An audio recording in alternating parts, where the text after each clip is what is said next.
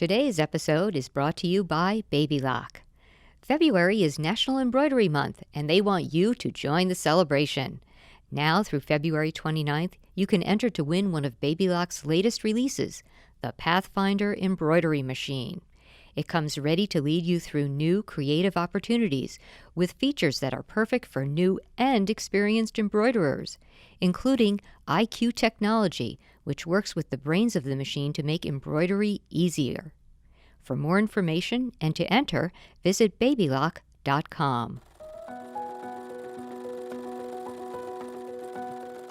Hello, welcome back to Sewing with Threads, the monthly podcast by the staff of Threads Magazine. I'm Sarah McFarland, I'm the editorial director, and I'm here with Carol. Hi, I'm Carol Frasia. And Janine. Hi, I'm Janine. I'm managing editor production. And Carol is our senior technical editor. She checks all the facts and the issues. So this particular episode, we want to talk about our favorite sewing tips for beginners. And this is something we discuss frequently over lunch here at the Taunton Press. And we thought we'd share some of them. And I know many of our listeners are probably very experienced sewers. So share these tips with your beginning sewing friends. And maybe there'll be one or two in here that will be new to you as well. And if you have any new tips that you're interested in sharing with us, you can put those in the comments section of the blog post.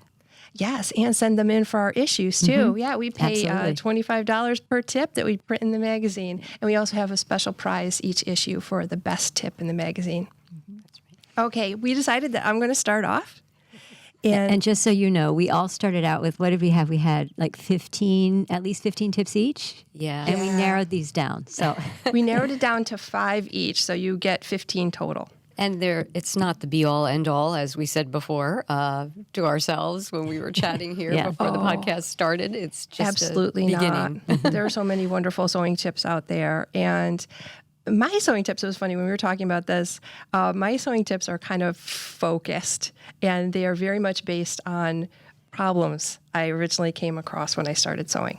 So my first tip, and these are in no particular order, is to always press your pattern pieces and refold them with the pattern piece number visible. I used to spend time trying to precisely refold my cut pattern pieces into the original folds. And I realized marking your fabric is so important based on the pattern pieces. And I would frequently, go back to the pattern envelope, dig through it to find a particular pattern piece that I needed to check some detail. And if I had just refolded it so that the number was on the outside, I would have found it much faster. So that was something I learned pretty quickly. My second tip is to test the stitching at the beginning of a project and every time you adjust the stitches or change the needle or bobbin thread. And I keep a few pieces of scrap fabric for my project on hand to do that. And I have them, nearby the sewing machine. And I always try to replicate the sewing conditions as much as possible. So if I'm going to be sewing, say, multiple layers of denim, I'll fold that scrap fabric to get to approximate exactly what I'm going to be doing. Because it's so disappointing for the machine to act up on your actual project. It's much better to take care of any problems before you start sewing again on your actual project. And I know, you really want to get going on the project. You don't want to keep getting delayed. You're really excited about starting this project. But a lot of times, as we have all discovered, because we've made this mistake many times, that by not testing first, then we're ending up having to take stitching out because something didn't go quite right. Exactly. Or you can find that you have forgotten you set your stitch to a zigzag, and then you start zigzagging a seam instead of sewing straight stitch. For me, my machine has a dial, and I can accidentally hit it, and it changes the stitch, actually, just by a light brushing over. So I've done that sometimes, and I realize if I had tested, I would have found it. Figured that out. I've done that too. You're doing a zigzag stitch, and then you move to top stitching, forget to change the setting. Yeah. Or sometimes when I rethread or I'll put in a new bobbin, if it's just not perfect and it wobbles a little bit, I like to. It's so much better to take care of that before you're working on your actual project. Saves time in the end. Yes. And my third tip is another stitching tip. At the beginning of any stitching, place the needle down in the fabric.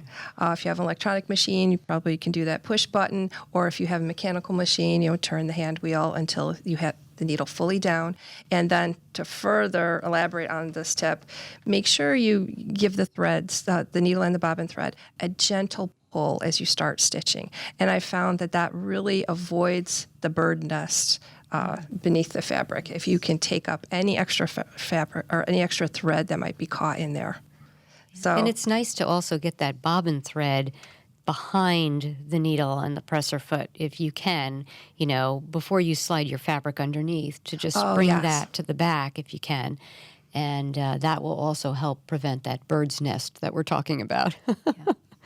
Definitely. That's something that I always, when I have a beginning sewing student, I always have to remind them, bring the needle thread through that slot in the presser foot and out the back, and have everything neat and straight and flowing out the back.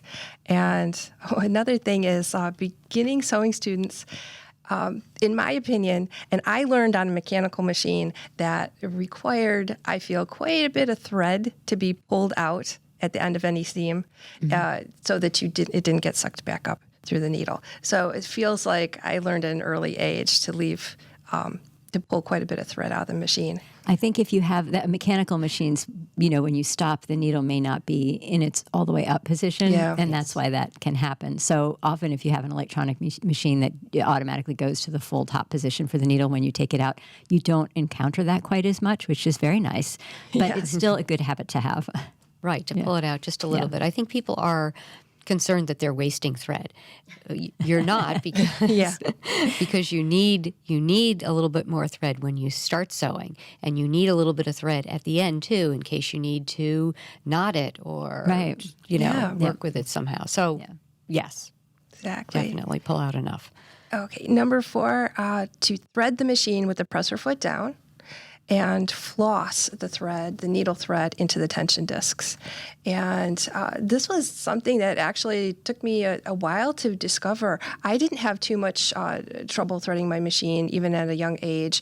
I just knew that the thread really had to be seated in there where the tension discs are. And it was a while later that I found out that the tension discs are only engaged when the presser foot is down. And I feel that it's more secure to have the presser foot down and to really floss the needle thread in there and know that it's securely between the tension discs, finish the needle threading, and then you're not going to have problems with the thread floating above the tension discs and having troublesome stitches at the beginning. I have never done this. Sarah was talking about this the other day, and I'd never done anything like this before. I always just do it with the presser foot up, which is what my manual tells me to do, and my mother taught me how to do it that way. And it is interesting when you have the presser foot down, you do feel that thread kind of snap in. You know it's in there, but you have to feel for that. Yes, and I think that this is something that I found some beginning sewing students, again, having trouble with, because they would have the presser foot up and just sort of lay the thread in there. And sometimes the thread would not sink to the level where it would be caught by the tension discs when they were engaged. So I thought, better safe than sorry. Let's really get it in there so that they don't have problems when they start stitching. And when the presser foot is down, it is easier to thread the needle if you're doing it manually. A lot of machines today have the automatic threader, but some of the older machines don't. And I know the older one at home that I like to use a lot does not. I have to manually thread the needle. And it's really difficult for me to see around the presser foot sometimes, because there's a lot of reflection of light on the metal. And so it's easier if I put the presser foot down, then I can see the needle eye more easily. Same for me, and I actually put a little white card behind the eye of the needle, which sort of reflects light back through the eye, so you can see even better to thread the needle, and that really helps. And you have to have the presser foot down for that.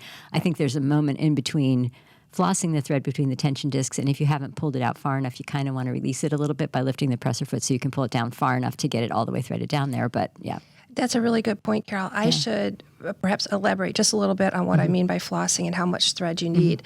You should pull enough thread from the needle thread spool that you'll be able to thread the needle. Get it all the way down. Yeah, so estimate that distance. It's going to go through the tension discs, back up to the lever and then down, and you'll thread the needle. And once you have that length of thread pulled out, you can put the presser foot down. And by flossing, it's kind of like flossing your teeth. Yeah. Floss the thread. You will hold it in 2 hands and floss it down in between the tension discs. And then you can gently pull if there's a little bit of excess, and then take it up on the take-up lever, down through the last escapement above the needle, and you can thread the needle from there. Okay. Number 5, this is kind of an efficiency tip for me. Keep a pair of sharp scissors and a pin dish at the ironing board and another set by the sewing machine. Don't carry them back and forth. It took me a while to realize that I should do this. I was constantly carrying a dish of pins, or when that feeling when you're looking for your embroidery scissors and they're not here. Oh, they're at the ironing board. Yeah. And then you're at the sewing machine and they're always where you don't need them, or they're not in your hands at the moment you need them. So now I have 2 sets. Actually, I have 3. I have another set on my cutting board as well. And I've also, everybody probably has their set of scissors for cutting patterns and cutting paper, and their fabric scissors. And also I have pins, some that I use for pinning patterns and some that I use for holding the fabric together as I sew. And so I'll have the paper pinning pins by the cutting table and the 2 sets of fabric pins, a group at each, at the sewing machine and at the ironing board. And gradually, as you go through a project, all the pins transfer to one of the dishes, and you have to disperse them again or switch the dishes. Yeah. So the pins that you use for your pattern pieces, are they finer than? No, actually, they're a little sturdier. And I've gotten sturdier pins lately because I've been doing more downloadable patterns. Yeah, the paper's thick. And it's copy paper, or some of the even patterns that I've ordered in some independent patterns come on that thicker white paper. Yeah, and I found some very nice heavy-duty stainless steel pins. The diameter is slightly greater than what I like to use at the sewing machine, just in case I sew over a pin. I try to keep the pins there pretty fine. And I found that those pins that I like to use for actually sewing on the sewing machine are easily bent when they go through the paper. So, okay, all right. Okay, so those are my 5. Yes, I've got a few too. So I try to avoid using pins when I'm working with a pattern piece. And my recommendation is to use a rotary cutter, mat, and pattern weights when cutting out a pattern. It improves your accuracy and it saves time. So, there are lots of different kinds of rotary cutters you can get. You've got the basic one, the Olfa brand that we've all seen in the stores, or you can get a little fancy and get something a little more ergonomic. But they are incredibly accurate, and you're not moving the fabric and the pattern piece around when you're cutting because it's flat on your surface. You can use, just a cutting mat, and pattern weights. There are so many different types to choose from. You can go really expensive and get something fancy, or you can do what the thread seamstress Norma Bucko does, and she just uses some inexpensive tile that she picked up at Home Depot or Lowe's, and for large spaces this works well. Sometimes you need something a little smaller in a smaller pattern piece. I was going to say, I think Norma also uses like some bathroom tiles too. She uses different sizes of tiles. Yes, yeah. I mean these tiles are rather large. They're 4-inch squares, but she also has flexible pattern weights that she can use around curves and patterns to make sure those she are gets great. long snake kind of thing. Yeah. Right. Yeah.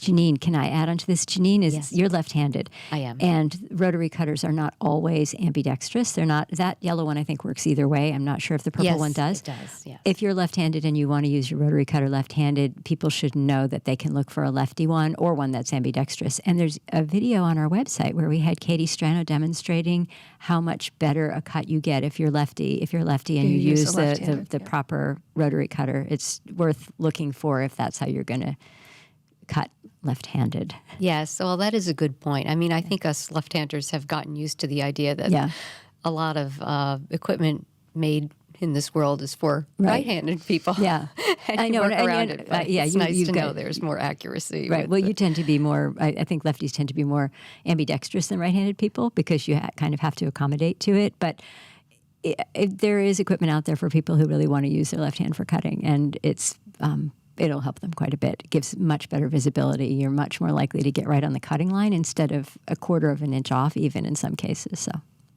Well, it's nice to use the rotary cutter mat and pattern weights because you don't have to spend a lot of time pinning. I do spend a lot of time making sure it's accurate and it doesn't move before I start cutting, and I'm very careful about that. But you get very precise results, I find, and it is, I can't tell you how much faster it is. I can't believe how much time I have saved just using that over using scissors. That's not to say that shears and scissors are not, they're not necessary in the sewing room. They certainly are, but for cutting out a pattern, this is what I use, and I really have come to like it a lot.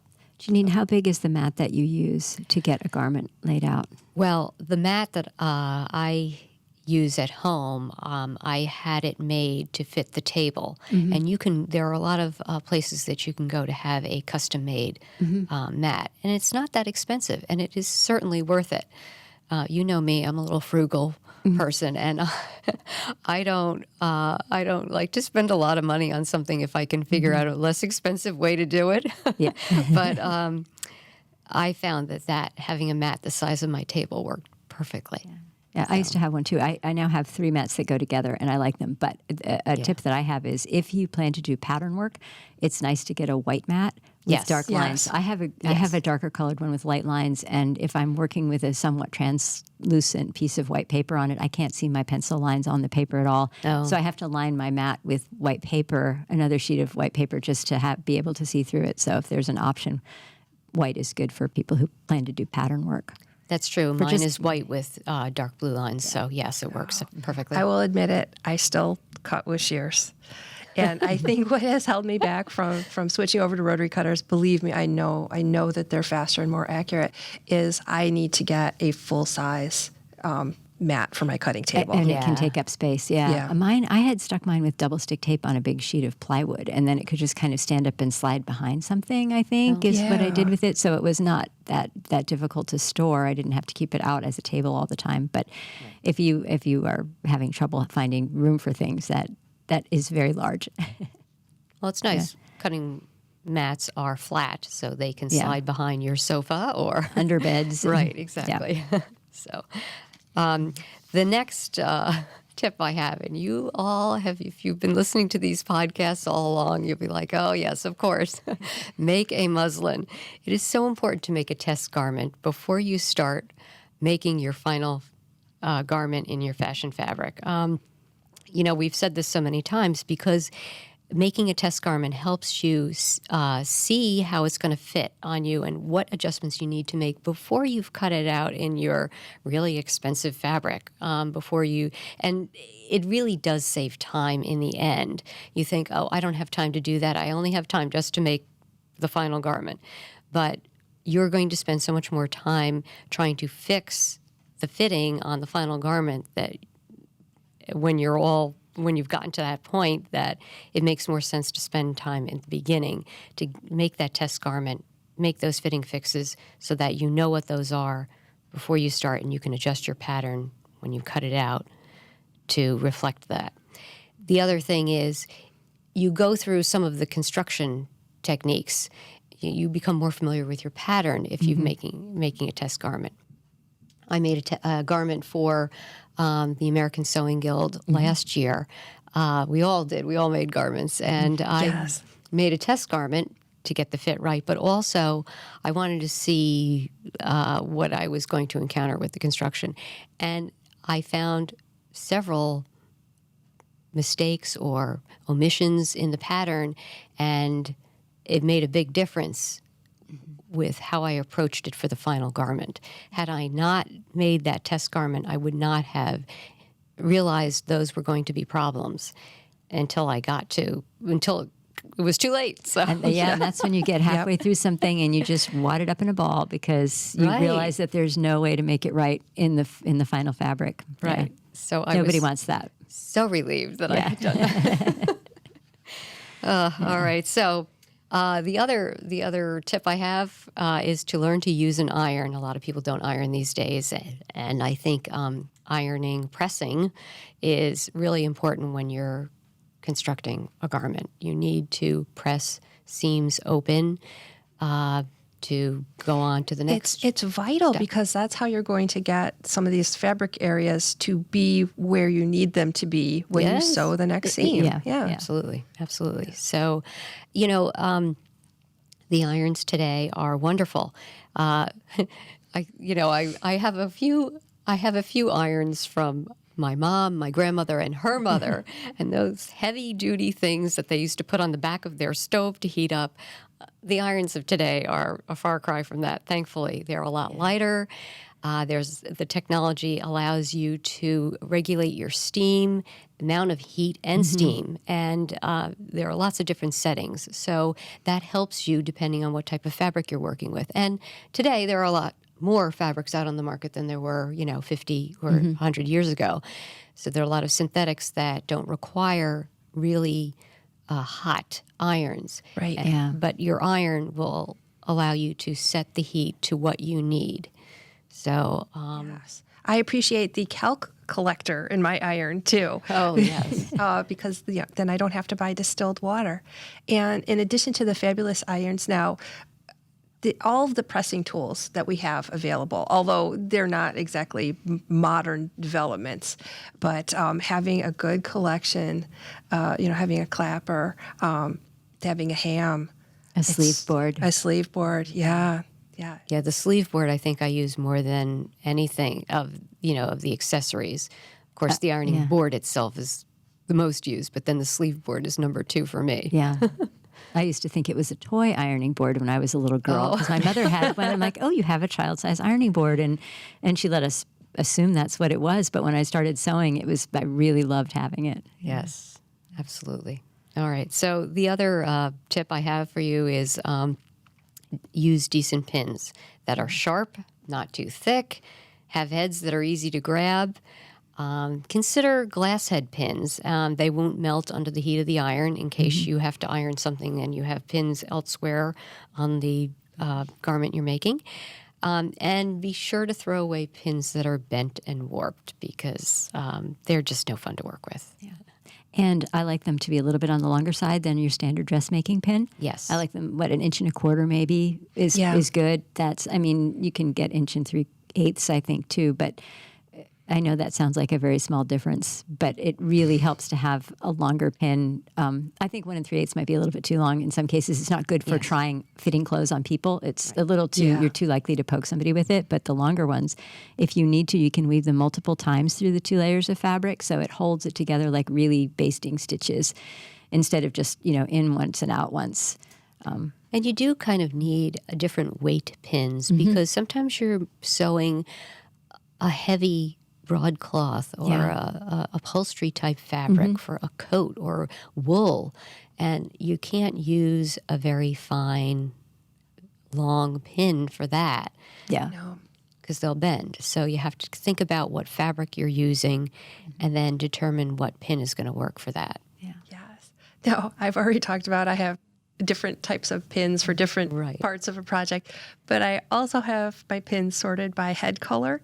Oh, my goodness. I know. It's probably too much. But I really like using pins that are going to be very visible on my project. So I have pins with white heads, and then I have pins with black or dark blue heads. And, I try to use the pins that are really going to show up on a project. I actually use my pins that way, but mine are not sorted that way. So I have to sort each time I take a pin out. So maybe that's not such a bad idea. It may not be bad. I have only 2 little pin cushions though, or 2 magnetic ones. So so they get all mixed up. And I have somehow one of those harpoon size pins that we have in the studio migrated into my home dish. I don't know why.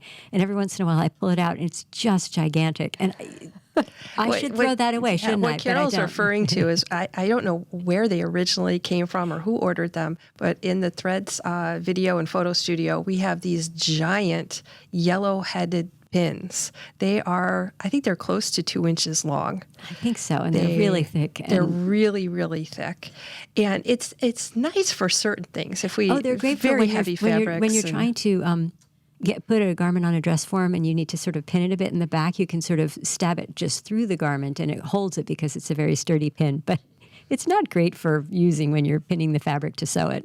No, they're and really big. We have thousands of those. Yeah. And I buy new pins, and the new pins gradually disappear, and we are back to the giant yellow pins. I know. I think again. somebody bought like 2 pounds or something. I think they literally bought them by the pound at some point in like a deli container.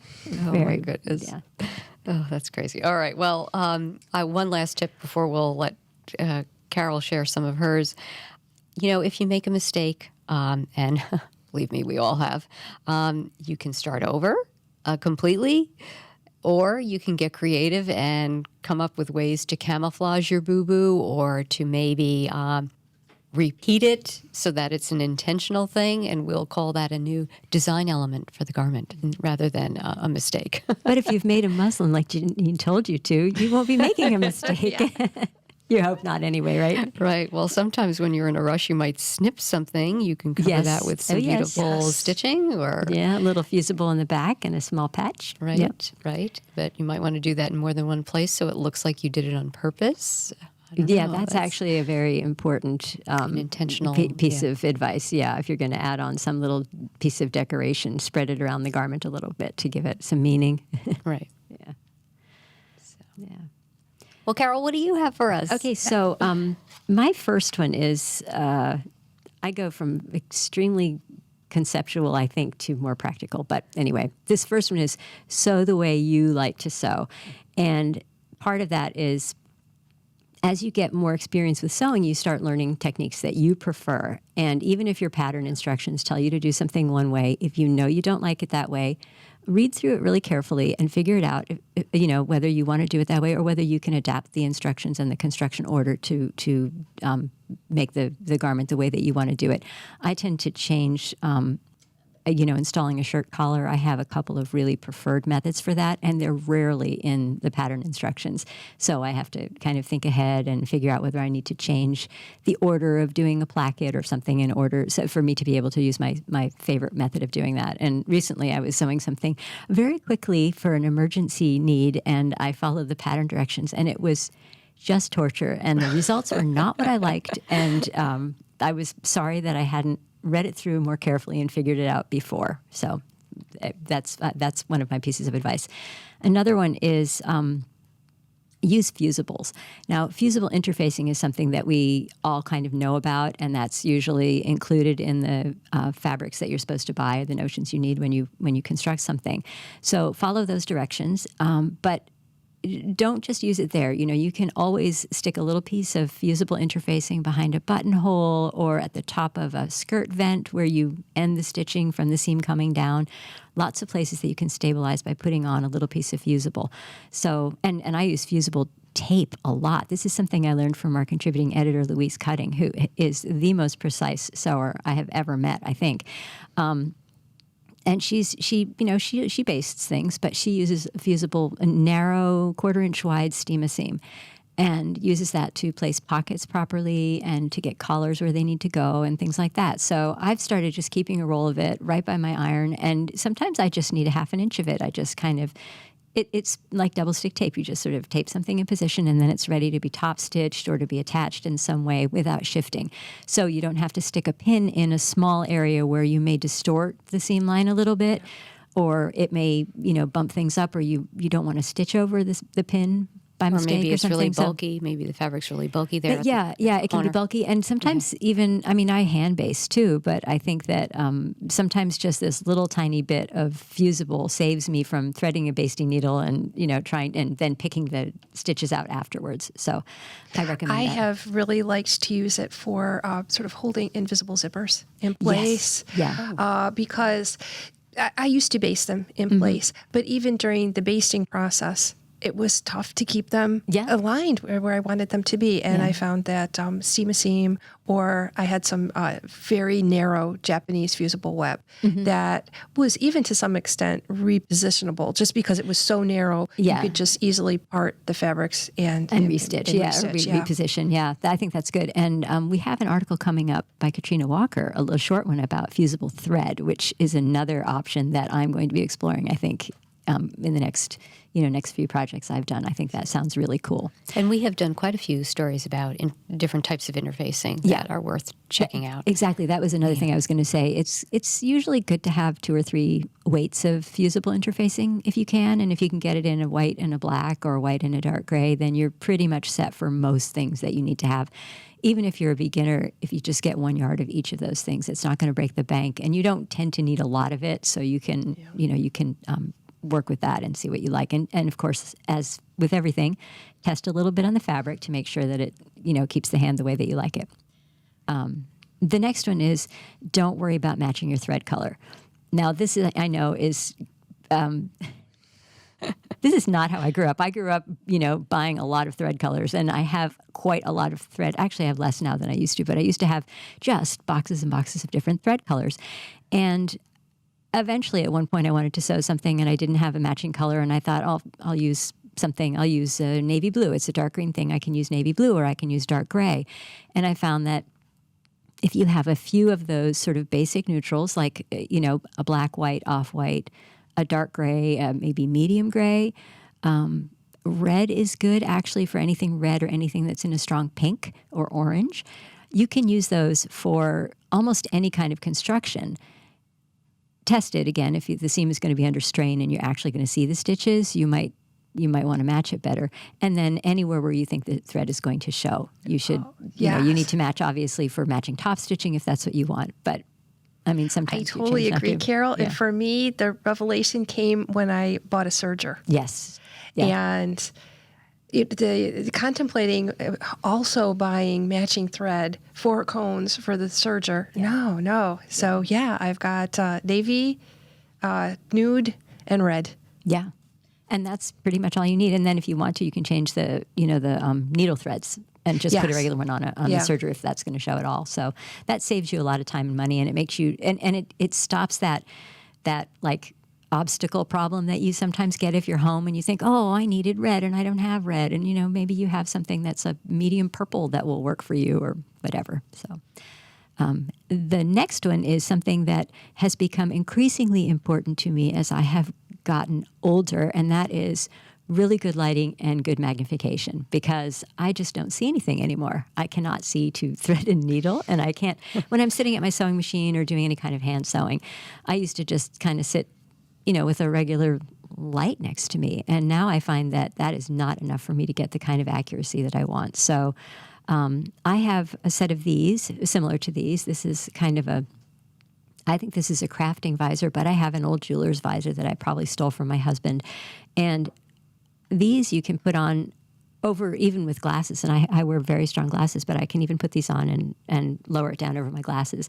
And my hand stitching looks so much better when I do that. I mean, I don't do a ton of hand stitching, but I don't mind doing it. And then I found a few years ago that I really hated doing it, and I realized it was that I just couldn't see very well. And then when I finally took a look at my stitching, it wasn't even, and it was kind of big and clunky looking, and I realized that's really what my problem was. So this has helped me a lot. And then with lighting, again, I tend to sew quite a few dark fabrics, and the thread gets really lost in dark fabrics, and you can't see very well.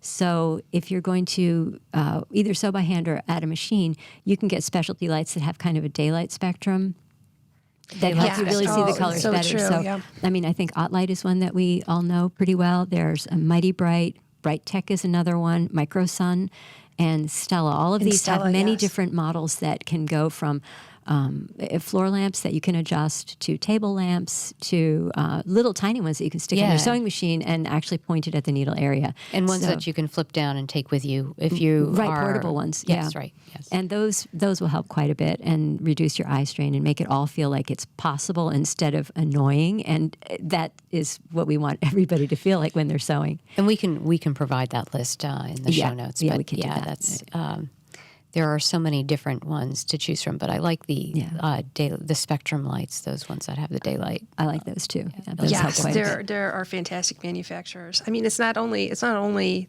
the ability to choose the type of light that you need, but the flexibility of many of these. I mean, the physical flexibility so that you can bend or twist and get the light directed exactly where you need it. That's right. And some get rid of that glare, too. Yes. Yeah, that is also a problem. And the other thing is some of them come with a magnifier built in, a little like a magnifying glass that can be placed where you want it to. All of these on sort of gooseneck affairs. So if you do embroidery or anything, even fine knitting or something, I mean, you don't usually need to have that with knitting, but if you do small stuff, it's helpful for that too. And you were saying before, when you get older, you realize it more, but even young sewers need to pay attention to that, I think, because it's good to have good lighting so you can see what you're doing. And even if you can see fine, you don't want to be sewing in dim light or light where there's a lot of glare, as I said before, because that just, you might as well preserve your eyes as long as you can. And it makes sense to have decent lighting when you're working. I mean, I find working, especially with dark fabrics, as you mentioned, working during the day as opposed to at night when my eyes are tired and the light is not as good. Yeah. Daytime light is always good. Yeah. The other thing I found recently, because I don't actually have a very good light set up in my area where I do most of my machine sewing, is that depending on the time of day, there are odd shadows sometimes right where I'm sewing, and if the shadows fall the wrong way, you actually have more trouble sort of seeing the seam guide on the stitch plate and knowing if you're stitching right where you want to be stitching, which is really pretty important to do for any kind of seaming, but also for top stitching or edge stitching. I can see it, but it's a lot more eye strain, and it would be better if I had a light that could take away some of that shadow and give me, the kind of sort of visual resolution that would help me know that I'm sewing right where I want to be. And my final tip is to challenge yourself. This is something I think we probably all ought to do, although I don't always anyway. Sometimes I kind of just dive in and do something. But as you're progressing with your sewing skills, for each new project, try to build in something new or different, or maybe even something that has been hard for you in the past that you need to practice more. And, don't just give yourself something new to try. If you think it's going to be really difficult, don't be afraid of it, but just give yourself time. That is also a key thing. I know most of us in this world don't have a lot of time anymore, but be realistic about what you can accomplish and, how many challenges. Don't set up frustrations for yourself if you can avoid doing that. Carol, I love the idea of setting challenges and combining them with a pattern that you fit and that you've loved. Yes. So technique wise, your favorite pencil skirt, try a new hemming technique, try a new underlining technique, add pockets. There's so many technique things that you can do. A dress that you love and you've made it a couple times, maybe you'd like to do it in a sheer and wear it over a little slip. And you haven't worked with chiffon or georgette, now's a good time to do it because you know the design and you know how to put it together. But you need to come up with some new edge finishes, some new seam finishes if it's sheer, and handle that flimsy fabric. But the rest of it isn't going to be scary and make you afraid to do your project. So right, I like that. That's really good. Yeah, it's a good one. Tip. Yes. Well, thank you for coming up with tips. We could probably do another episode like this because we all had more tips. We'll see how popular it is. Well, I know, and we find that every time we have a guest with us, they always have these kinds of things too. Everybody learns. Yes, we have great guests. They always have good tips. Okay, well, thank you so much for listening or watching us on YouTube, and we'll see you next time. Thank you for listening. Follow Threads on social media and visit threadsmagazine.com to view show notes for this episode. While you're on the site, check out Threads Insider, our online membership with exclusive access to expert sewing techniques. Until next time, keep on sewing with Threads.